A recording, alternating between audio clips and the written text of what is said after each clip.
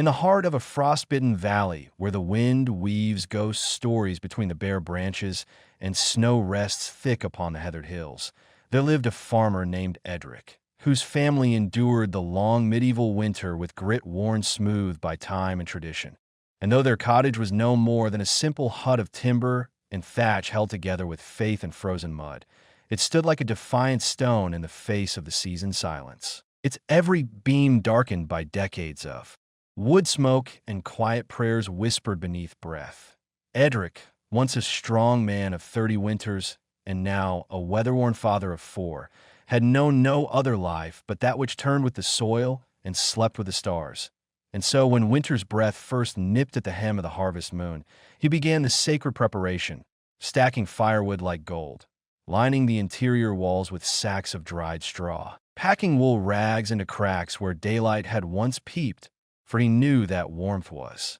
not a luxury, but a strategy, and survival required not only strength, but cleverness, patience, and the kind of hope that didn't need words. His wife, Elswith, quiet-eyed and steady as an oak, had spent the autumn spinning coarse wool from their small flock of sheep into thick tunics and socks and cloaks. Her hands calloused from the spindle, and her back bowed from long hours near the fire where she stirred endless pots of broth made from carrots, turnips, dried peas, and the occasional strip of salted pork from the smokehouse, a treasure kept wrapped in cloth and rationed with ceremonial reverence. Their eldest daughter, Alice, only 12 but aged in spirit beyond her years, helped her mother tend the hearth, mend garments, and entertain the younger children with stories she retold from the old songs and whispered superstitions of the village crones, while 7-year-old Wyman collected dried twigs and dung patties from the field's edge, returning each evening with red cheeks and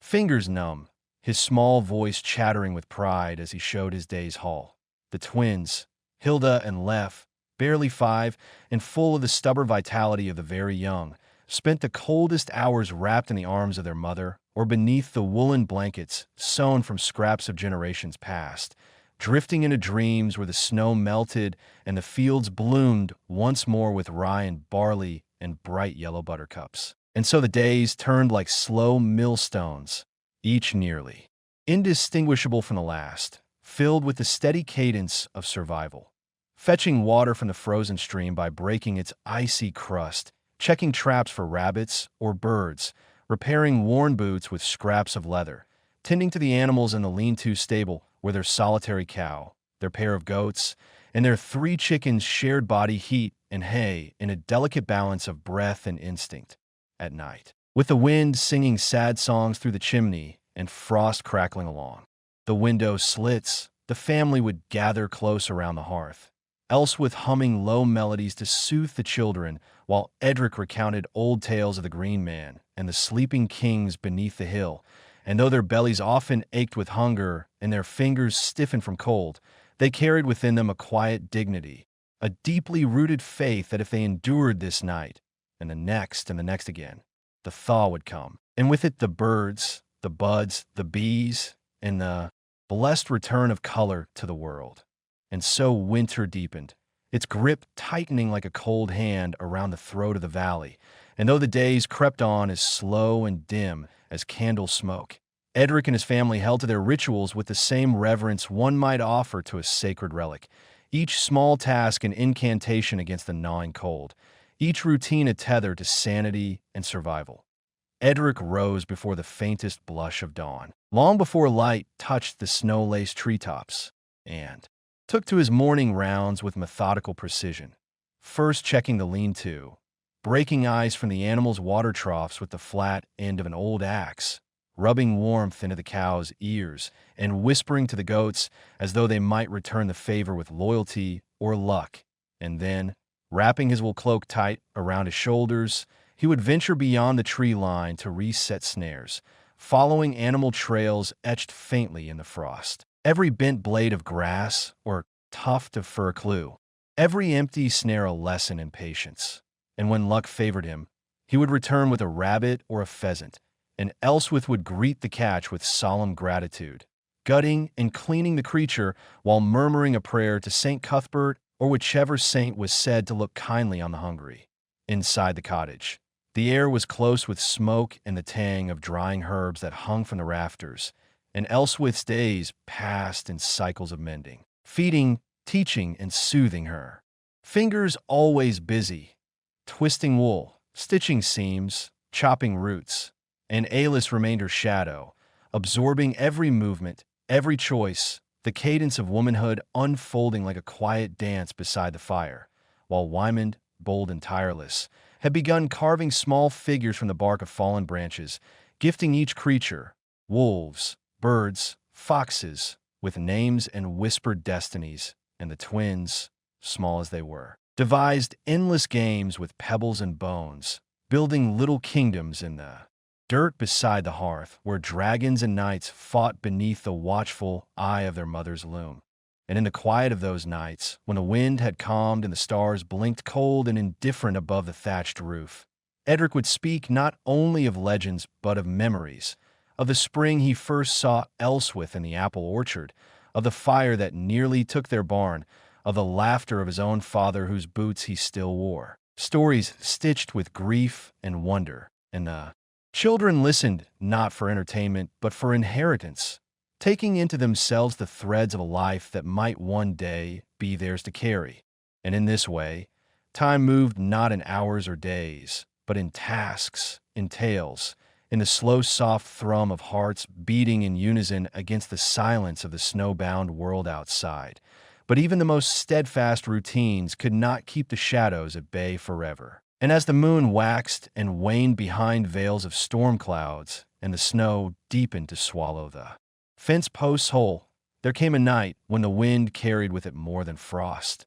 It brought the cry of wolves low and distant at first, a ghostly chorus that stirred Edric from uneasy sleep and sent him to the door with spear in hand, peering into the darkness where the trees stood like silent sentinels and every shadow might have teeth.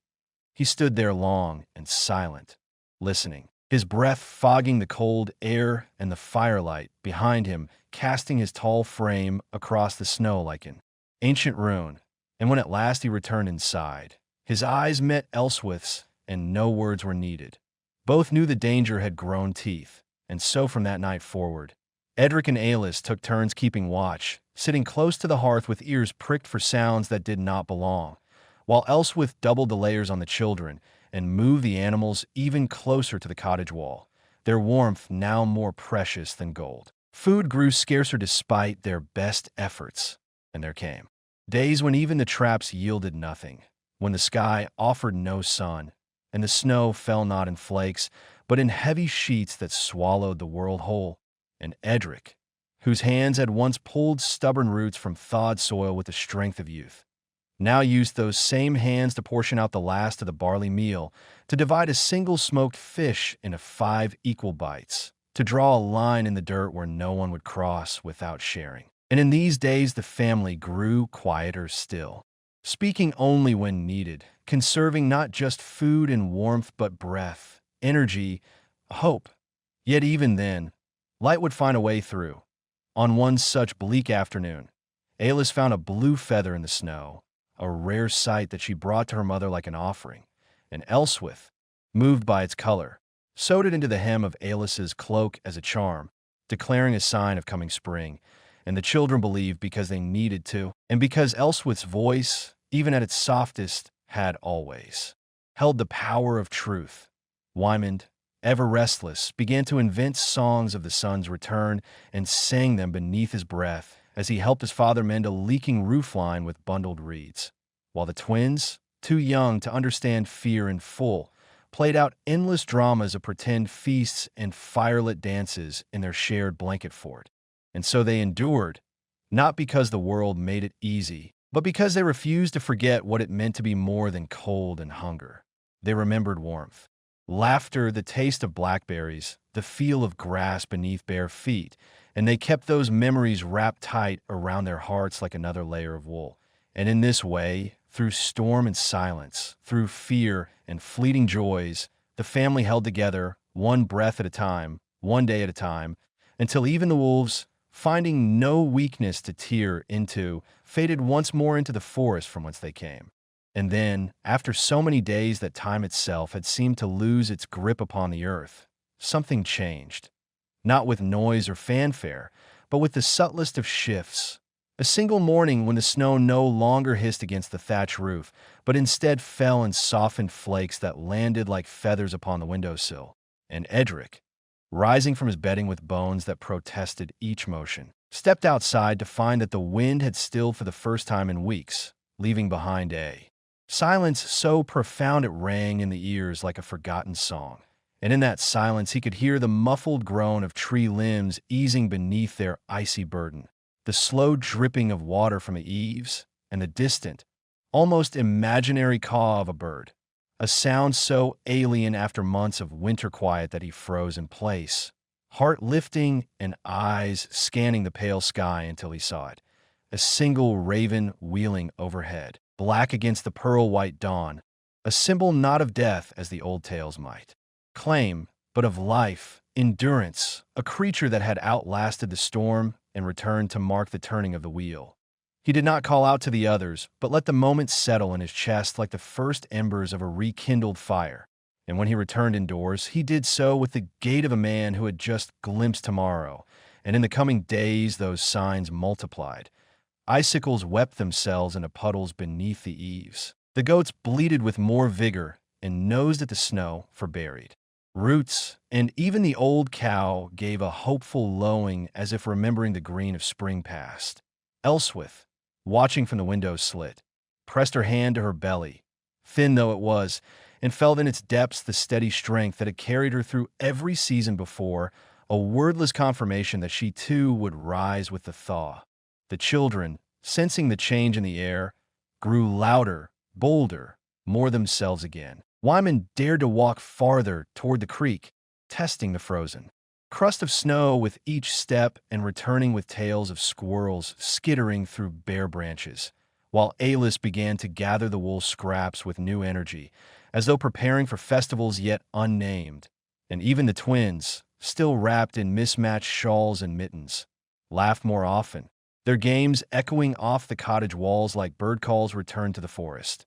Yet spring did not come all at once, for winter, like an old ruler reluctant to relinquish its crown, clawed back with late storms and brittle winds that snapped newly budded twigs and chased the family back into their shelter. But now they endured it differently, no longer bracing against endless cold, but waiting with the knowledge that its end had already begun. And so they counted days not with dread, but with careful hope, tracking the lengthening light that crept in through the slits in the timber walls, marking it on the floor with charcoal. And with each added finger's breadth of sun, they believed more deeply that they had passed through the worst of it,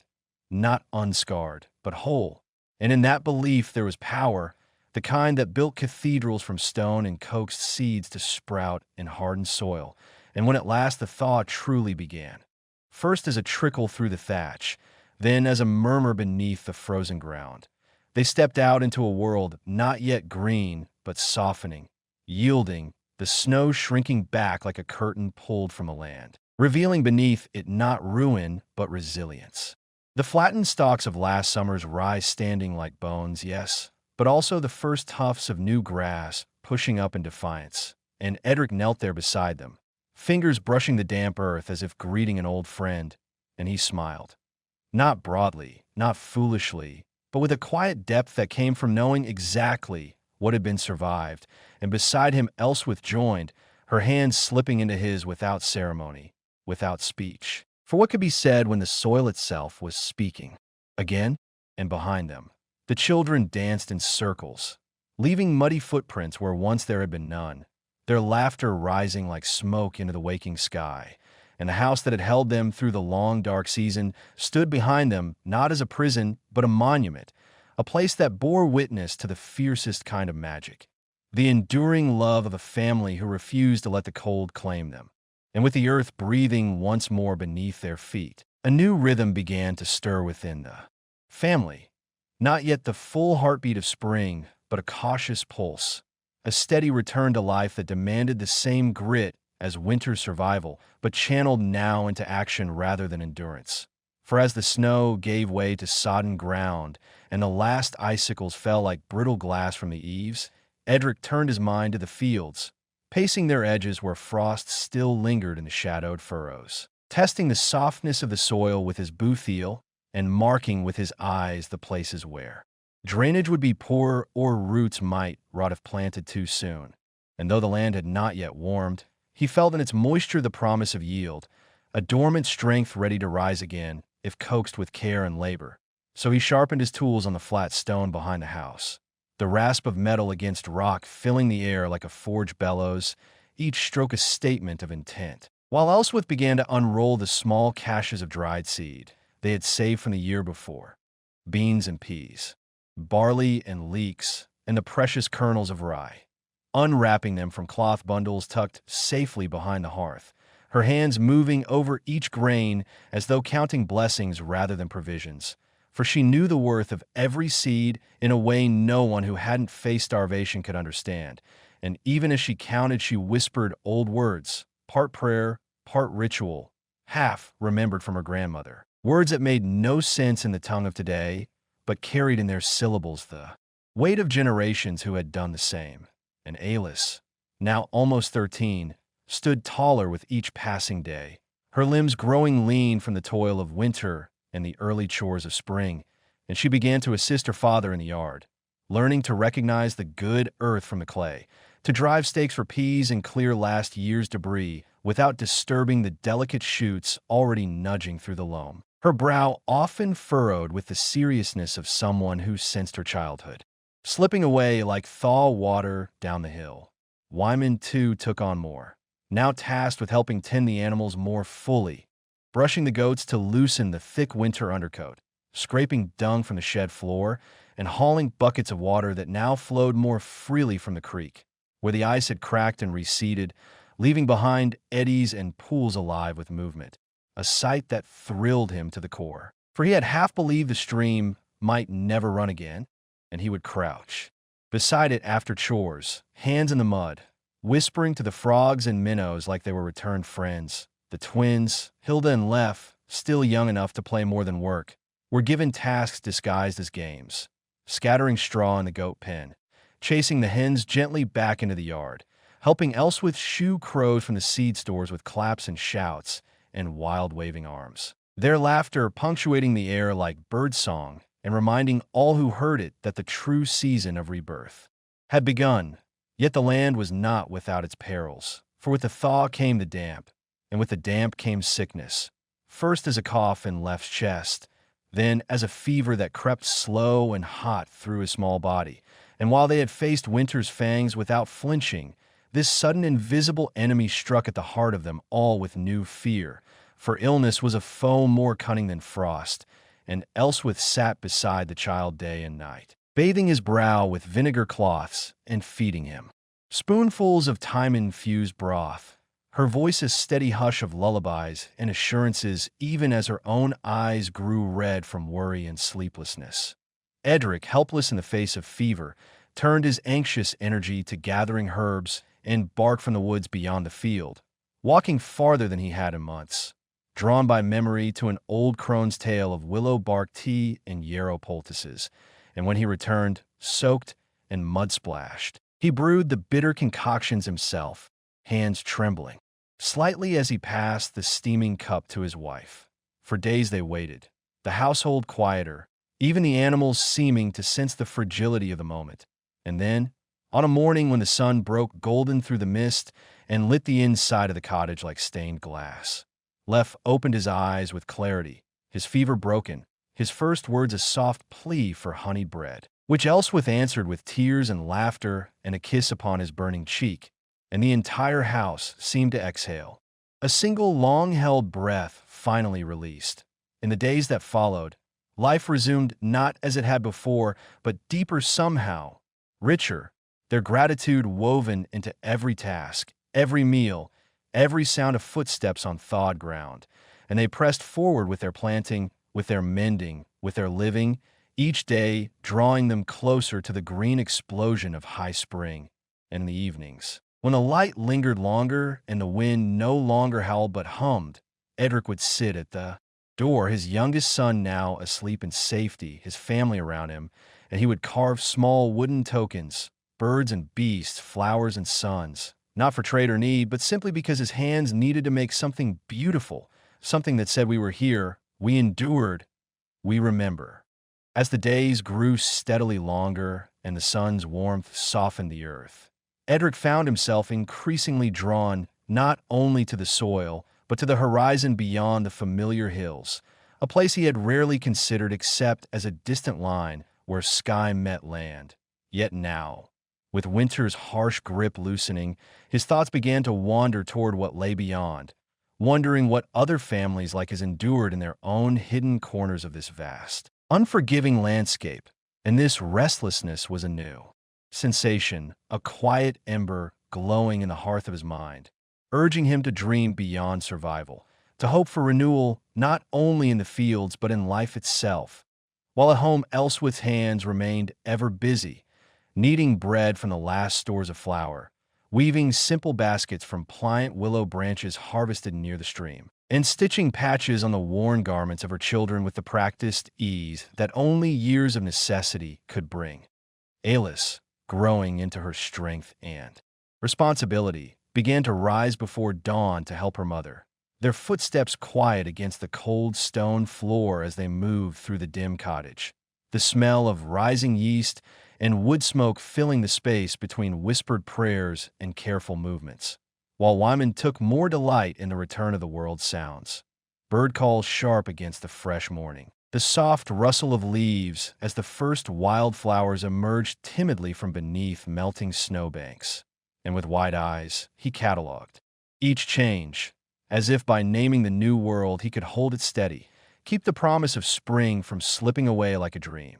The twins, still too young to grasp the full weight of the year's cycle, followed eagerly in their older siblings' wake, their small hands grasping at shoots and buds, their laughter rising like song to mingle with the breeze, while Edric prepared the fields with careful hands, turning the heavy earth with his plow, the steel blade cutting through the frost-softened ground, breaking clods of frozen dirt into rich humus, each furrow a line written in hope and labor, a silent vow to the land and the sky. And yet, amidst the steady rhythm of planting and tending, the shadow of past hardship lingered, as the scars of the winter's hunger remained etched in their bodies and in their minds, the memory of empty bellies and cold nights whispering warnings that made every day's small success a triumph, a victory to be savored quietly beneath the hard work of survival. For the past season had taught them all the fragile nature of life,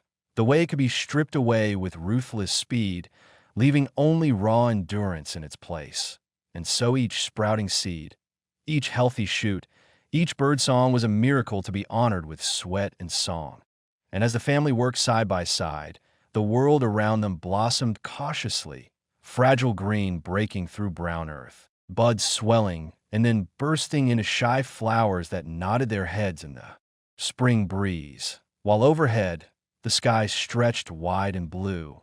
promising warmth and growth, and the stream, once locked in ice, now sang its own bright song, tumbling over stones and fallen branches, bringing life back to roots and wings alike. One afternoon, as Edric rested his hands on the handles of his plow and looked toward the distant hills glowing faint gold in the setting sun, he thought about the stories his father had told him of the land and the people who came before, tales of feast and famine, of seasons that danced wild and unpredictable, and he wondered what stories his children would tell one day, whether they too would speak of long winters and fierce hope, of hands cracked by cold and hearts strengthened by love. And in that moment, he felt a deep peace settle over him, a quiet certainty that no matter what storms might come, the roots they were planting now, both in the soil and in their hearts, would hold firm, and from those roots would grow a future bright, with possibility. And as night fell once more, the family gathered again by the hearth, the air thick with the scent of baking bread and simmering stew, the flickering firelight casting dancing shadows on faces worn but glowing with quiet joy. And Elswith began to sing, a low, soothing melody passed down through generations, a lullaby that spoke of home and heart, while Edric's voice rose in quiet harmony, telling tales of green fields and wild creatures, of the unseen magic that breathed in every stone and tree. And in their song, the family found strength and comfort, a shield against the uncertain world outside. And as the youngest children drifted to sleep, their dreams filled with the promise of spring, Edric and Elswith exchanged a glance heavy with all the unspoken words of survival, hope, and love, knowing that together they would face whatever days lay ahead. Bound by the unbreakable thread of family and the enduring spirit of the land they called home, the days stretched toward the fullness of spring. The valley around Edric's home awakened in a slow, deliberate pulse, the earth exhaling the chill of winter and inhaling the promise of growth, while inside their humble cottage, the rhythms of life quickened in tandem with the turning season, every member of the family attuned to the subtle shifts in light and warmth that heralded change. Edric's hands, though worn and scarred from years of toil, moved with renewed purpose as he tended to the burgeoning crops, carefully weeding the furrows and coaxing tender shoots to stand tall against the threat of late frost or hungry pests, his eyes sharp and watchful, knowing that each moment could tip the balance between plenty and want. And as he worked, his thoughts often drifted to the stories told by the village elders, of harsh summers and bountiful harvests, of times when the land was generous and times when it turned cruel, their words carrying a weight of hard-earned wisdom that settled in his bones and guided his every step. Meanwhile, Elswith's hands busied themselves in the kitchen and around the hearth, her steady presence a balm to the household, mixing dough for fresh bread, preserving early spring greens in earthenware jars, and mending clothes with meticulous care, her needles stitching together not only fabric but the fragile threads of family life, her soft humming weaving comfort into the walls as surely as the warm firelight did, while the children grew with the suns. Lengthening hours, Ayla's taking on more tasks with quiet determination, teaching her younger siblings how to gather wild herbs without disturbing the roots, how to read the clouds for signs of rain, and how to listen to the stories the wind carried across the hills. Wymond, his cheeks flushed with health, ran farther each day, exploring the edges of the forest, returning with bundles of fresh twigs and wildflowers, his excitement infectious as he recounted each adventure in breathless bursts, while the twins, Hilda and Lef, toddled after him, their laughter ringing clear and pure, chasing butterflies and counting the steps between trees as if the world itself were a grand game designed just for them. And as the village stirred from its winter slumber, neighbors appeared once more along the winding dirt paths, their faces brightened by the return of warmth, bringing with them news and goods to barter. The occasional song or tale to share by the fireside, a gentle reminder that, though each family fought its own battles against the harsh elements, they were part of a larger whole, bound by kinship and mutual need, and so the days were filled with shared labor and simple joys, repairing fences, tending to flocks newly shorn of their winter coats, and gathering around communal tables to break bread and offer thanks for survival and the promise of abundance. But even amid this renewal, the past lingered, a shadow that clung to the edges of Edric's thoughts, for he knew, well, the fragile thread by which their lives hung, how swiftly fortune could turn. And so he labored not only with the strength of his arms, but with the careful patience of a man who understood that the earth's bounty was both a gift and a test. Each seed planted a silent prayer for mercy and favor.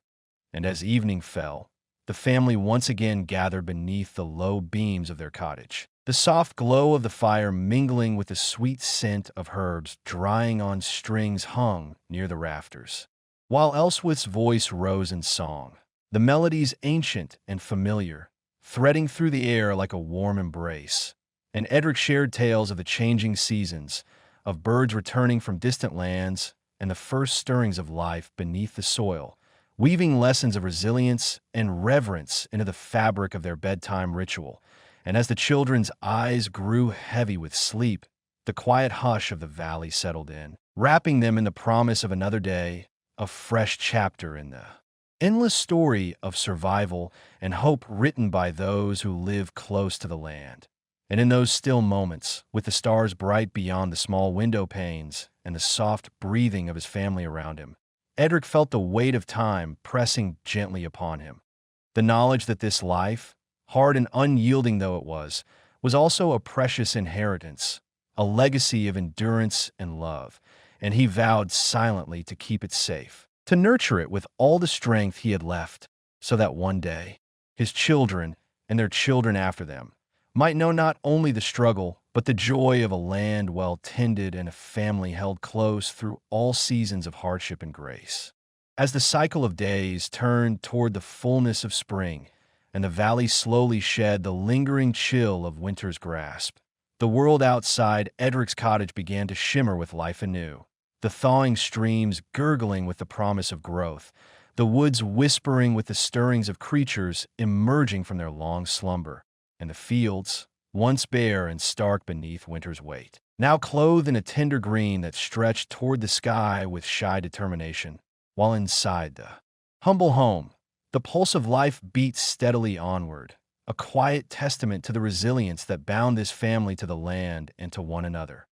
Edric rose before dawn each morning, the pale light barely touching the frost-kissed ground as he prepared for the day's labors. His breath a steady plume in the cool air, and with the practiced hands of a man who had spent a lifetime reading the subtle signs in soil and sky, he checked his tools, repaired worn handles, and laid plans in his mind for the planting that must soon begin in earnest, knowing that each seed cast into the earth was an act of faith, a wager placed against the uncertainties of weather and fate. While Elswith moved gracefully through the morning's chores, her fingers deft as she kneaded bread dough and tended the small garden patch near the door where early herbs and vegetables began to sprout. The scent of fresh earth and growing things mingling with the aroma of hearth smoke and drying herbs, creating a tapestry of comfort that wrapped around the family like a soft cloak. The children, their energy renewed by the lengthening daylight, embraced the coming season with a mixture of curiosity and responsibility. Alice guiding her siblings in the gathering of wildflowers for the table and the crafting of simple garlands to brighten the windows. Wymond learning the ways of the woods under Edric's watchful eye, tracing animal tracks in the mud and listening to the songbirds' varied calls, while Hilda and Leff, their laughter like the tinkling of bells, chased each other through the patches of sunlight that dappled the forest floor, their small feet barely disturbing the new life awakening beneath the leaves. The village around them stirred with renewed purpose as well, neighbors emerging from their winter retreats to repair fences, trade goods, and share news, talk of the coming market, of strange travelers seen on the road, and of the old church's bell ringing once again after months of silence, while the air filled with the scents of fresh hay, newly turned earth, and the faint, sweet perfume of blossoming trees. And through it all, Edric felt the deep and steady pulse of the land beneath his feet, a rhythm that spoke of continuity and change, of endings and beginnings woven together in the endless dance of life. As the sun climbed higher each day, the family's work grew more demanding, yet no less full of quiet satisfaction. The planting of seed potatoes in soft, furrowed earth, the careful pruning of fruit trees coaxing them toward a healthy yield, and the tending of animals newly released from their winter shelters, their coats sleek and shining in the sun, their calls a lively chorus in the morning air. And yet, even amid this burst of life and labor, the shadow of the past lingered, a reminder of the hardships endured and those yet to come, for the weather was fickle, and the land could be as cruel as it was generous. And Edric's thoughts often strayed to the future, to the safety and happiness of his children, to the stories they would tell and the legacy they would inherit. And so he labored with both strength and hope, his spirit tied as much to the unseen forces of the earth and sky as to the tangible toil of the day. At night, as the family gathered once more by the hearth, the flickering firelight casting dancing shadows on the timber walls, Elswith's voice rose in the old songs, the melodies winding through the room like threads of comfort and memory. And Edric shared tales of the ancient forests, of woodland spirits who watched over the land, and of the heroic deeds of ancestors long gone but never forgotten, weaving lessons of courage and kindness into the fabric of their shared lives. And as the children's eyes grew heavy with sleep, the quiet hush of the valley settled around them, a soft and enduring promise that no matter the storms that might come, the earth would turn again, bringing with it new chances, new stories, and the ever-present hope of spring. As the days stretched longer and warmer, the valley's transformation deepened, the landscape awakening fully from winter's harsh grip. Where once only whispers of green dared to appear,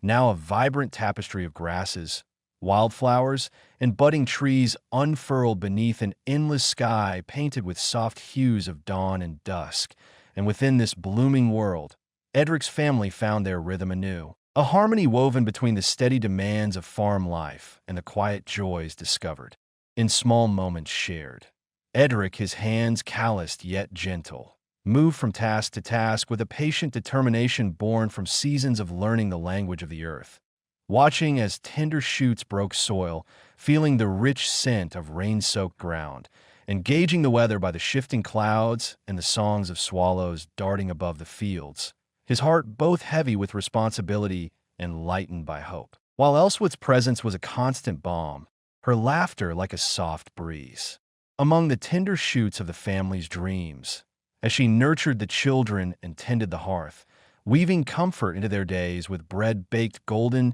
and thick stew simmering low, rich with herbs and root vegetables. The children blossomed in turn, Alice growing more confident as she helped in the fields, her small hands steady with the planting of beans and peas, and her eyes bright with curiosity as she learned to read the clouds for signs of rain. Wymond chasing after butterflies and collecting curious stones and feathers, his boundless energy a spark that illuminated even the dreariest days, while the twins, Hilda and Lef, explored the edges of the woods, discovering secret hollows and the delicate nests of birds, their innocence a gentle reminder of the world's simple wonders. The village hummed with activity as neighbors prepared for the planting season, sharing tools, seeds, and stories by the firesides. And the market days promised fresh goods and new faces, while old friendships strengthened through shared labor and whispered tales passed from elder to child. Yet amid the busyness, the quiet rhythms of nature taught lessons that no human effort could alter. The sudden storm that tore through the valley one afternoon, sending wind and rain whipping through the trees and flooding the low fields, washing away fragile seedlings and testing the family's resolve, forcing Edric and Elswith to rise through the night to secure their animals and repair damaged fences. The children safe indoors but wide-eyed as the storm's fury echoed like ancient drums outside. And in these moments of trial, the true strength of their bond was revealed, not only in the sweat of their brows or the calluses on their hands, but in the shared glances, the whispered encouragements, and the unspoken promises that no matter the hardship, they would endure together, for the land was harsh but also generous. And beneath its stern gaze lay the heartbeat of all they cherished. As calm returned, the valley's breath slowed, and life crept back into its familiar patterns. Edric took solace in the small signs of recovery. Green tips breaking anew where seeds had been replanted, the animals contented lowing as they grazed in sheltered pastures, and the laughter of children echoing through the fields. As the season pressed on toward the fullness of summer, the family's work grew even more demanding, yet the rewards also deepened. The first ripe strawberries plucked with sticky fingers, the buzz of bees thick among the blossoming flowers, and the long, golden evenings spent sitting beneath the wide sky,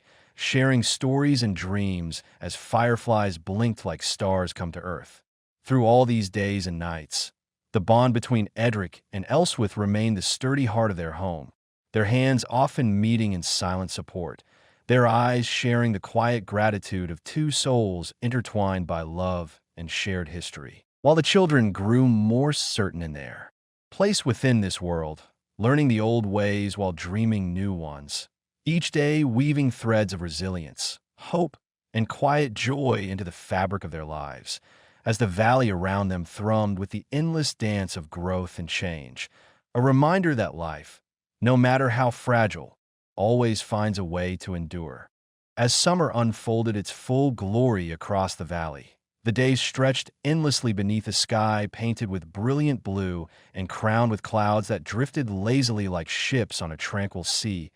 Edric's family moved with the season's pulse, each dawn bringing new tasks, and each dusk a tired but satisfied closing of the day's labors. Where the warmth of the sun kissed the earth and coaxed forth the bounty they had so carefully nurtured through spring's tentative beginnings, the fields now a riot of green, heavy with the weight of ripening grain and thick with the golden heads of barley bowing in the breeze. Edric rose early each morning, his breath visible in the cool dawn air as he stepped outside to check the animals and survey the land, his mind cataloging the work ahead while his heart beat steady with the knowledge that every seed sown was a promise to the future, and every weed pulled or pest chased away was a victory in the ongoing struggle to wrest life from the soil. A struggle shared by all who called this place home. Elswith's hands, though roughened by years of toil, moved with practiced grace as she tended the vegetable garden, gathering fresh herbs and crisp lettuce, green beans and bright radishes, all destined to fill the family's table and sustain them through the coming months. Her voice a steady hum as she sang old songs, their melodies as ancient as the hills themselves, songs that carried the wisdom of generations and the blessings of the earth. The children thrived in this world of growing abundance. Alice, now 14, learning to read the land as much as the letters in the faded manuscript her father had found long ago, her fingers tracing the delicate script by candlelight as she dreamed of distant places beyond the valley's rim, while Wymond, ever restless, chased the flight of dragonflies and helped with the chores, his laughter ringing through the fields like bells, a joyful noise that lifted even the heaviest hearts. The twins, Hilda and Lef, now 6, and full of boundless energy, explored every corner of their small kingdom, their eyes wide with wonder at the hidden life beneath leaves and stones, discovering frogs in the pond and wild strawberries in the underbrush, their voices rising in song as they played among the trees. The village itself hummed with renewed vitality, neighbors gathering to share news and tools, children racing through lanes dusted with golden pollen, and elders sitting beneath ancient oaks, their stories weaving a tapestry of memory and tradition that anchored the community against the relentless march of time.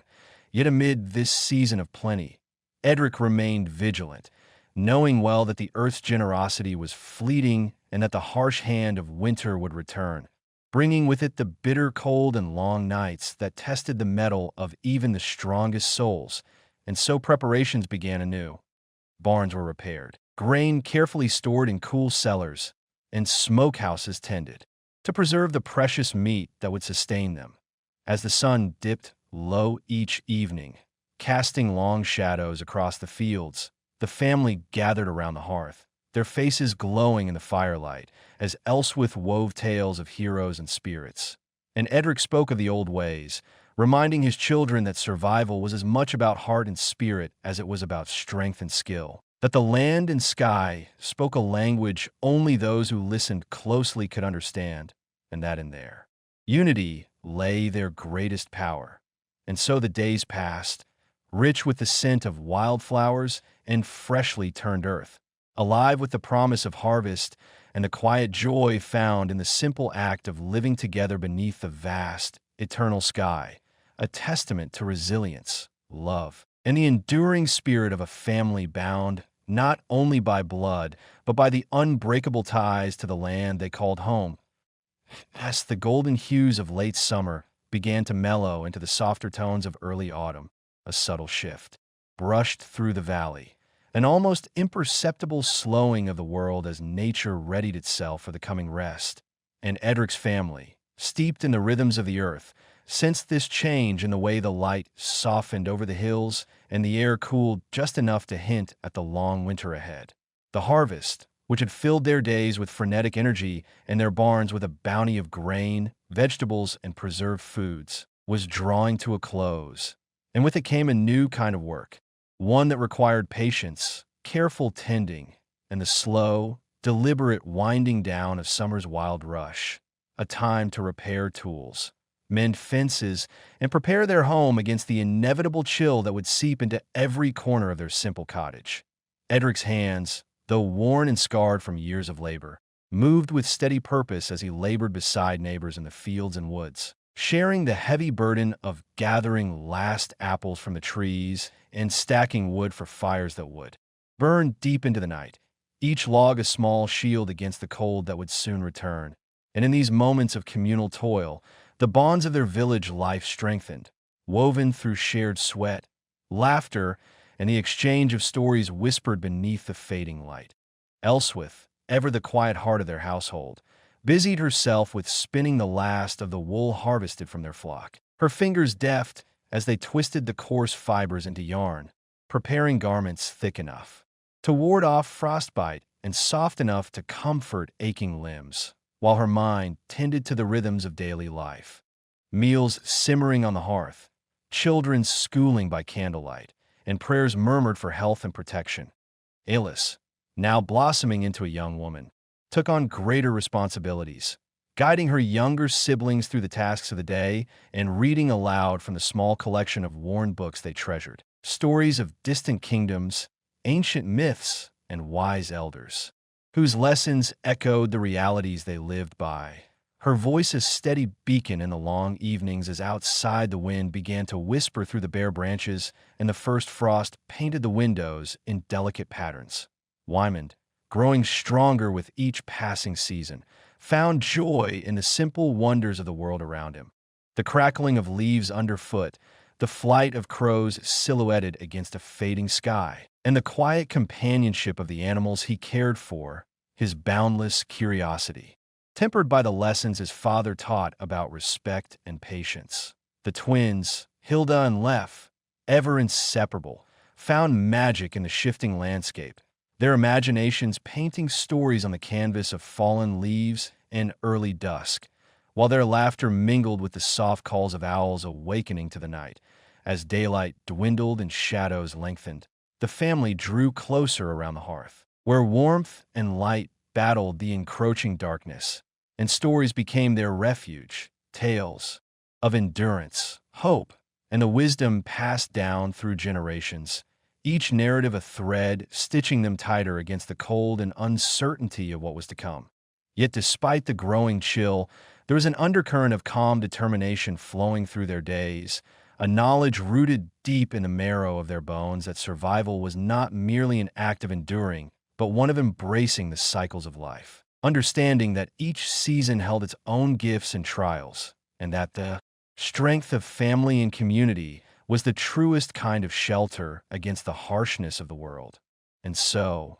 with the turning of the leaves and the shortening of days, Edric's family settled into the quiet majesty of autumn, their hearts attuned to the slow dance of the earth beneath their feet, readying themselves once more for the long, dark embrace of winter, confident that in their unity and resilience lay the promise of spring's return and the endless renewal of life itself. As the deepening autumn days grew shorter and the amber light filtered through thinning branches, casting long shadows across the land, Edric's family found themselves immersed in the quiet work that autumn demanded, a solemn preparation not just of their home, but of their spirits, for the cold months ahead had always been a time of reflection and endurance. Elswith's hands never ceased their spinning and sewing, weaving not only wool, but the invisible threads of comfort and security that held their family close, while Edric, with his broad shoulders bent low from years of toil,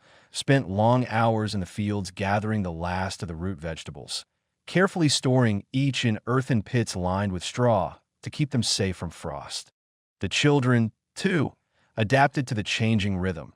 Ayla studied the ancient texts and listened intently to village elders, absorbing wisdom like a thirsty earth drinks rain, her eyes reflecting a growing understanding of the cycles that govern their lives while Wymond eagerly gathered firewood, his small frame moving swiftly among the trees with a nimbleness born of youthful energy and necessity. And the twins, though still young, learned to help with chores that once seemed beyond their reach, their laughter mingling with the crisp air as they chased one another beneath skies streaked with the fiery colors of sunset. Nights grew colder and longer, and with the arrival of the first biting winds, the family's hearth became the center of their world, a place where stories were spun as carefully as wool, where Elswith's soft humming filled the room with warmth even as the frost crept closer to the window panes, and where Edric's voice, steady and rich with years, carried the legends of their ancestors,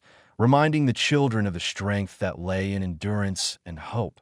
The village, too, seemed to shrink inward, homes huddled against the growing darkness, neighbors exchanging food, firewood, and news with quiet kindness, for in these shared moments lay the true measure of survival, community woven as tightly as the thatch on their roofs. And yet, beneath the surface of this routine, there stirred a silent anticipation, a knowing that each day passed was a step closer to the renewal promised by spring's thaw, a promise that lent a sacred weight to even the smallest tasks, stacking wood, mending clothes, tending animals, as each act became a prayer cast into the cold night, a plea for life to endure through the silence of winter. Edric found himself walking the perimeter of their land in the pale light of dawn, eyes tracing the outlines of frozen fields and skeletal trees, his breath rising in soft clouds as he contemplated the delicate balance between man and nature,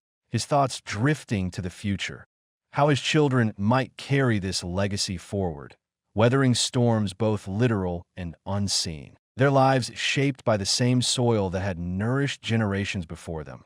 As days slipped into weeks, the family's routine became a quiet rhythm of resilience and care, each member playing their part with a mixture of quiet strength and tender love, a mosaic of human endurance painted in the colors of frost and firelight, laughter and whispered prayers.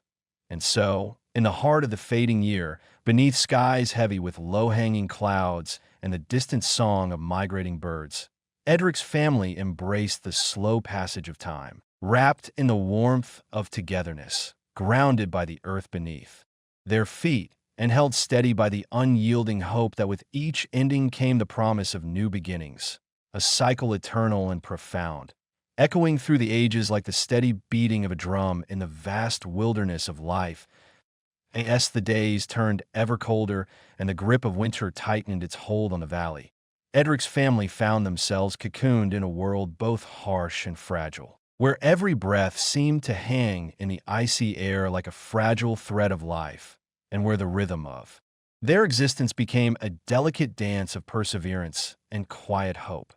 Mornings began in the dim light of dawn, when frost still clung stubbornly to the edges of the wooden shutters and the cold seeped through the cracks despite all their careful preparations. Yet inside the cottage the fire glowed steadily, casting flickering shadows that danced across the worn stone floor and the heavy beams overhead, while Elswith moved with practiced grace, stirring thick porridge of oats and honey in the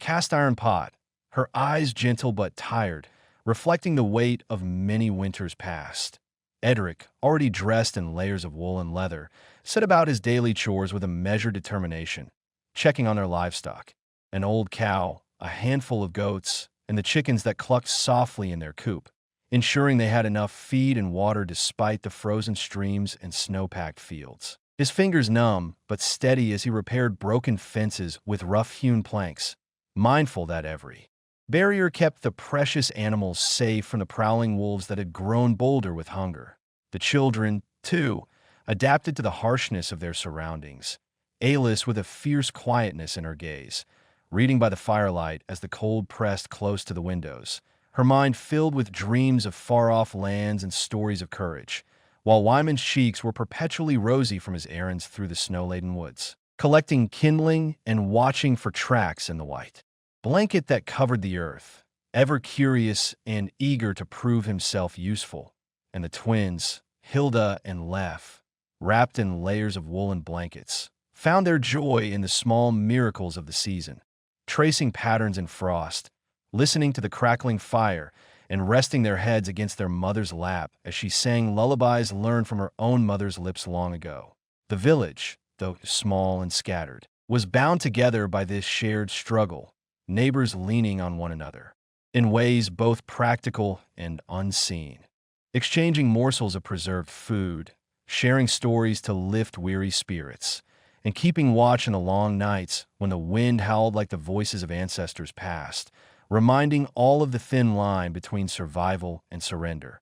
As the days shortened and the nights stretched endlessly, the family's routines deepened into rituals. Rituals not born of superstition, but of the hard-won wisdom passed through generations, a knowledge that in the darkest hours the smallest acts of kindness and care could kindle a flame stronger than any blaze. And it was in one such night, when the snow fell heavy and silent and the world seemed held in the frozen embrace of winter's breath, that Edric sat by the fire, his eyes reflecting the glow of embers, telling his children the story of the hearth itself,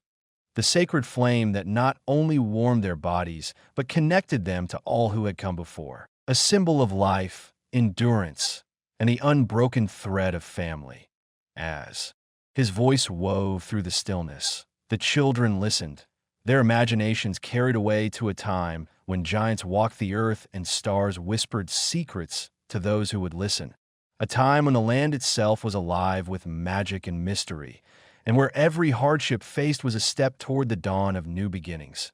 Outside, the wind sang its mournful song, but inside the cottage, the glow of the fire and the sound of Edric's voice wrapped the family in a cocoon of warmth and belonging. A sanctuary against the cold, a promise that no matter how fierce the storm, they would endure together, bound by love and the unyielding strength of the human spirit.